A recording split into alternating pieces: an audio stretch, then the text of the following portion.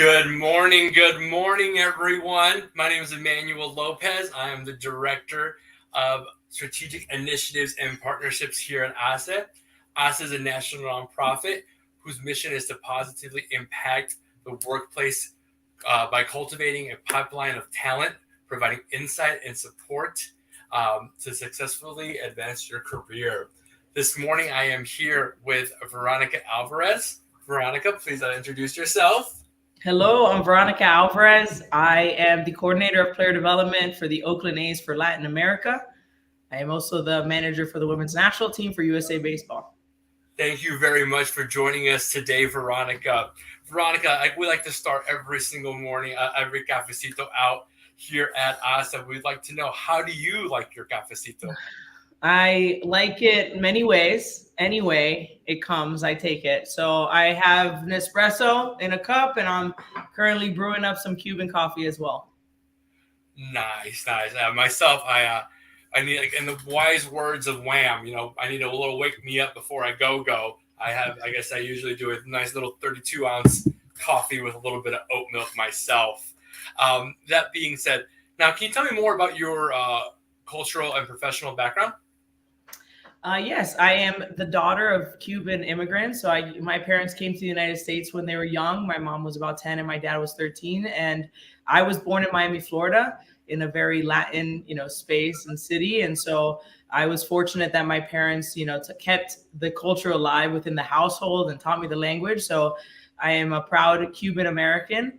And so I speak both English and Spanish, which helps me in the workplace and helps, it's always helped me, outside of the baseball world as well. But, as far as my history in baseball, I played baseball, played on the women's national team for USA Baseball from 2008 to 2015, and then went into coaching after that. And I've been the manager ever since 2019. Wow, that's awesome. Thank you for sharing that with us today. Now, Veronica, today we're going to have a special, different cafecito. Veronica has quite a story to tell with her little cafecito pot. So as she is sharing her story about cafecito, can you also share what are some advices for women who are seeking to join the sports industry, and for those who are looking for mentors in the space of their champions of professional development growth?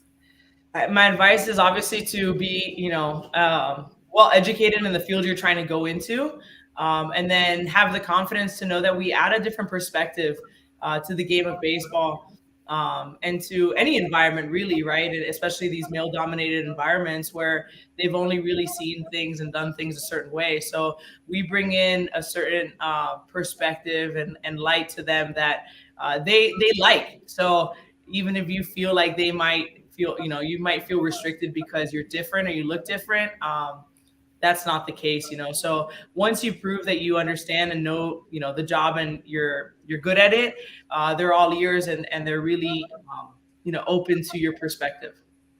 Awesome. Thank you for that. And as far as, mentors and stuff. So women in these, I was also a firefighter paramedic. So I've been in multiple male dominated industries, but women in these worlds were really willing to help. So it's just about a matter of reaching out. We have a great group of women that are coaching in professional baseball. And, we have a special bond because we have a similarity, right? And we go through similar things. We're all very different, right? It doesn't mean that you box us into being one type of person or anything like that, but we do share something that others don't. So we're very understanding of what that means, and we're very willing to help. That's phenomenal. Now, I would like you to share the story of your cafecito. I know you have such a great following also with your preparation, so I'm going to let you take it from here on that part. Yeah, so this has been the typical way for Cubans to make it. I don't know the history as far as how many years, but it's using the Italian mocha pot. My grandmother made it like that. My parents make it like that. And so it's a magical machine. We really don't know how it works other than science, but you fill the bottom with water, you put in the coffee grind, and then you put high heat and you let it come up. And so I was told this story recently, and this is, my grandmother's always made it like this. I just didn't know why. And I was told that when the Italians brought their espresso machines to Cuba, there wasn't enough water pressure in the lines to create the foam that you find in your normal espresso shot. So Cubans, being very smart and creative, they decided to add some sugar prior to. So we add some sugar. We put the first drop of the coffee, which is a little thicker than the rest, in. Mix it all up, and we kind of whip up a paste that goes from being dark brown like coffee to white. And that creates the foam at the top of your Cuban espresso if you don't have the pressure in the machine. So it's a fun way to make it. A lot of love goes into it. I usually play some salsa music while I'm doing it for the guys in our organization, but I travel with it everywhere I go. Oh, look, the first little bit's coming out. I got to be ready. You can't miss the opportunity. So you put that in. I eyeball it. We create a little paste. So it kind of goes from being dark like that, and eventually the goal is to make it white. I won't do that too much so we don't create too much noise there, but it's a cool community builder. I travel with my Cuban coffee maker everywhere. When I go to the MLB camps that I work, I have one there actually. I left one there, so it's ready for us. I travel with the women's national team, and then obviously with the A's. And so I now have two at our facility in Arizona because everyone wants Cuban coffee, but it creates a really, good sense of community. Everyone sits around for about 10 minutes while I make it and chat and share stories. And then everyone gets caffeinated and is very productive for the rest of the day. Nice. How many, I would say, how many people would you think that you have opened up their eyes to this new coffee venture with with this coffee tour, I say? A lot. I mean, everybody, as far as like, if I don't show up with a coffee maker, I've got people saying, why are you even here? Right. So you know my strengths. But it's a lot of people. It's really cool to see the organization, the A's organization, all the guys take to it and really love it. It's not just the Latin guys that want it, right? It's mostly not the Latin guys that want it. It's everybody else. So, within our organization, everyone's in on it. I even take it out to our field crew and stuff like that. So everyone's involved, and within USA Baseball, same thing. I have an electric coffee maker, so I'm out on the field preparing it behind the backstop, during downtime. And so, obviously my Instagram posts and things like that. But it's a lot of people. Nice. Yes, if you all do not follow Veronica, I know that they're going to share her information on Instagram, and she's got some great Instagram stories with her little Cafecito pot that she goes around. So I highly recommend everyone going and following her. Yeah. Another question: I know the MLB Grit, right? The Girls ID Tour that's designed for female athletes to showcase their talents and abilities as a baseball player. Can you share more about the program and your involvement with it? Yeah, so MLB has put on these camps for girls baseball since, I believe the first one is in 2017. It started with just a Trailblazer series, which was for young girls from, I believe the first one was like 10 to 13 years old. And it was 100 girls that went out to the complex in Compton. It was an MLB complex out there. And it was all around Jackie Robinson Day, and we would go to the Dodgers game.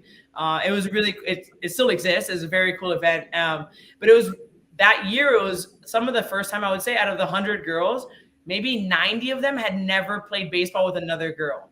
90 of them thought they were the only girl that played baseball in this country. And they, that means that they always thought that they were different, and all the negativity that comes their way in those worlds where they're the only one and they look different than everyone else, and the comments from the peanut gallery and the parents and the other players. So for them to come together and see that they aren't the only one, that was an incredible thing to see. And then so every year since, they added 2 more events, now 3 with the Grit series.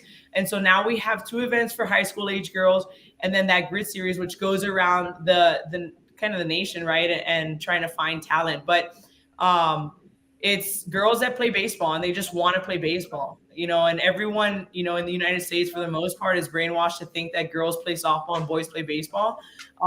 So they really fight to play the game. So we're really, very grateful for MLB for being able to put on these events and just create a space where these girls are able to develop longer in the game of baseball before ever having to decide to switch to softball, and maybe never switching to softball. Since the beginning in 2017, we've seen a lot of how the talent has increased, right? The level of play that comes to the women's national team tryouts is incrementally, like, it's significantly better than when I was a player. And then now we see more girls and women getting opportunities in college and beyond, right? So it's really proven to be very effective. These MLB develops camps. And a really cool part about it is that at this Trailblazer series and at majority of these camps, it's women that coach it. The Trailblazer series is only women coaching it. And so it's really cool for these girls to see women that have, spent a lifetime in the game of baseball and got an opportunity with it. Wow, that is amazing. I have, myself, right? The first time I heard about girls ID, I was actually at the barber shop, and they were actually showcasing it at the barber shop. They had a little segment on it, and that was the first time I heard about it. And a little more and more, I've been, us has been partnering with Major League Baseball as one of our partners, and just hearing about it, just an incredible program. Yeah, it's really cool. And these girls, all they want to do is play baseball, and everyone always tells them switch to softball, switch to softball. And sure, there's opportunity in softball, and that's not something we deny them either, the information of it. But just to be able to provide an opportunity to do what they want, that's very significant in itself. That's great to hear. Now, I know that is there any questions at this time that from our audience I'd like to ask Veronica as she continues making her cafecito right now? Couldn't deny it. In the firehouse, they all like to make fun of me and say I don't make the best cafecito, but they just got mad because I stopped making it for them.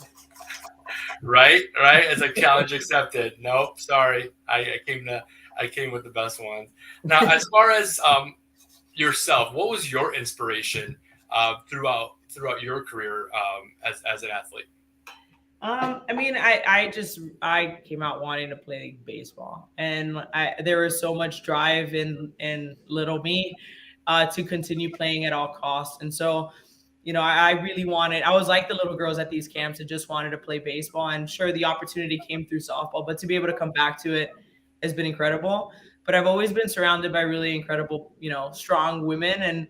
And I've been fortunate, I say it a lot, I point back because my parents are here, but I point back and I'm fortunate that they were people ahead of their times and ahead of the cultural norms, and they allowed their little Cuban daughter to play baseball. And so they supported me then, and they still support me now. And so them allowing me to do that is the reason that I'm here now. So I'm huge on parents, supporting their daughters, especially right in sport, and the benefits that it comes from, that we gain from sport, right? The ability to work within teams and communicate and time management.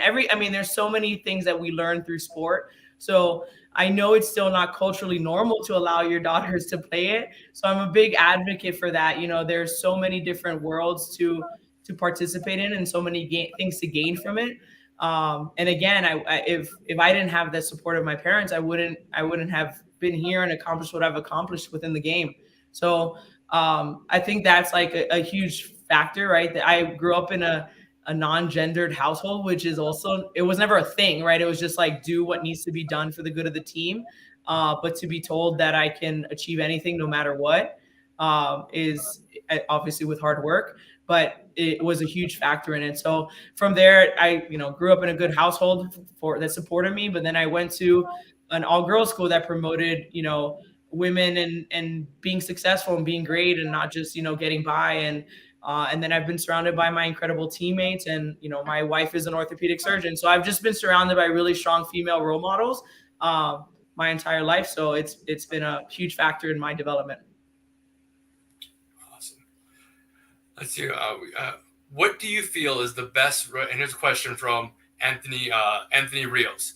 What do you feel is the best roadmap for a girl who wants to make it to the professional level in the sport? Well, I would love to them to get an opportunity at every level. But there's reality as of right now, and there's what we want reality to change into, right? And so I think the best roadmap is play baseball as long as possible amongst the best competition. If you could keep up with the best boys, there's no rush to switch to softball. If that's plan B, then that's plan B, right? But if you can play baseball as long as possible amongst the best, do it. Um, Hopefully you get an opportunity in college. So in my opinion, if you allow, I have a few women on the national team that if you would have allowed them to develop like the boys, as meaning opportunity, they would be in a minor league system right now within a professional organization. And so they, because of need, had to switch to softball and go the collegiate route. And so that just took away their development from the game of baseball, right? And so now one of them has come back to it, Kelsey Whitmore, and she is in professional baseball in the Atlantic League and independent baseball. But she has so much fight in her, like if I wish she would have got an opportunity to play in college, because that just would have, increased her ability at the current moment to develop. But, we're getting there. And like I said, the opportunities have grown because of these MLB develops and because of more women in baseball and the changing of perspective, right? Perspective is huge, and I'm going to use that word a lot, but it's really important. And so we're going in that route where girls are going to get these opportunities in college. One of the other players on the national team is Olivia Pichardo, who just she's with Brown, and first player, female to be in D1. So we're going to see more and more of that, but it's play baseball as long as possible at the highest level possible, until maybe we have to reroute to plan B until times change. Thank you for that. Let's see here. This is a question coming from one of my colleagues, Bernice. What can we do at the local level to help support these programs and bring them into our communities? I mean, we always talk about if you get a group of women in baseball, as far as like the women that played baseball in a group together, we're always talking about how can we, make this better? How can we adjust it? The chicken or the egg, right? Do we improve it at the older age groups, or do we improve it at the lower age groups? And I really think if Little League, had the option for girls baseball, everything would change above that, right? And so at the current state, girls get pushed to the softball table and boys get pushed to the baseball table. And unless that little girl is adamant, she says, no, I want to play baseball, and her parents are on her side, she's going to go to the softball route, right? So it's supporting the little girls in your communities and letting them make the choice, right? And if you see the little girls, it's not, it's battling the peanut gallery that exists, right? Because that's a really sad part about it is grown adults, parents of the boys, make really negative comments about these girls that are on a field with their sons, right? Which